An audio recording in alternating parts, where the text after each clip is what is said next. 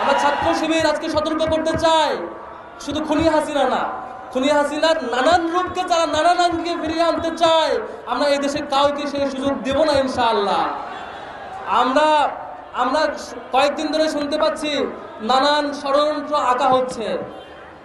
অন্তর্বর্তী সরকারকে ব্যর্থ করে দিয়ে নতুন রূপে আওয়ামী লীগকে ফিরিয়ে আনার নানান অঙ্গন থেকে নানান বিদেশি ষড়যন্ত্র হচ্ছে।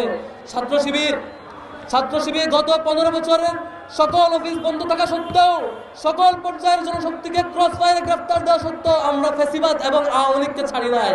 নতুন কেউ যদি ষড়যন্ত্র করে থাকেন, আমরা ইসলামী ছাত্র শিবির টিকে থাকতে, এই বাংলাদেশের ইসলামী ছাত্র শিবিরের দায়িত্বশীল এবং জনশক্তিরা যতদিন থাকবে কোনো ষড়যন্ত্রকে সফল হতে দেব না ইনশাআল্লাহ।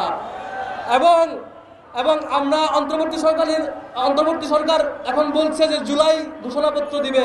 আমরা এও সতর্ক করতে চাই, তালবাহানা করে নিজেদের মতো করে অনেকটা সেফ এক্সিট দিয়ে অনেক ইতিহাসকে লুকিয়ে যদি জুলাই ঘোষণাপত্র দেন, আমরা ছাত্র জনতাকে সাথে নিয়ে সেটি প্রত্যাখ্যান করব।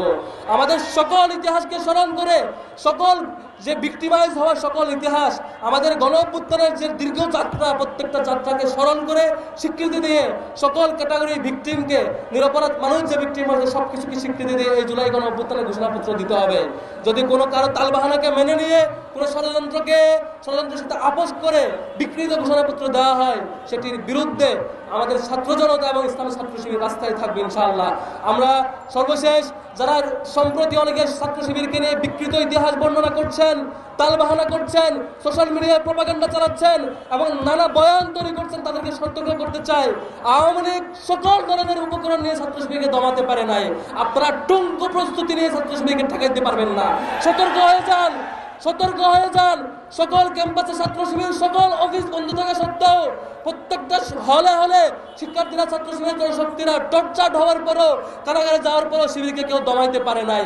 আপনাদের এই টুঙ্কু প্রস্তুতি আমাদের কিচ্ছু করতে পারবে না ইনশাআল্লাহ। সতর্ক হয়ে যান। আমরা আপনাদেরকে সাথে নিয়ে দেশ গড়তে চাই। আমরা ষড়যন্ত্রের ভাগিদার হয়ে, ষড়যন্ত্রের ভিকটিম হয়ে একে অপরের বিরুদ্ধে যেতে চাই না। সতর্ক হন, সবাই ঐক্যবদ্ধ হয়ে দেশ গড়বো ইনশাআল্লাহ। ওয়া মা তাওফীক ইল্লা বিল্লাহ।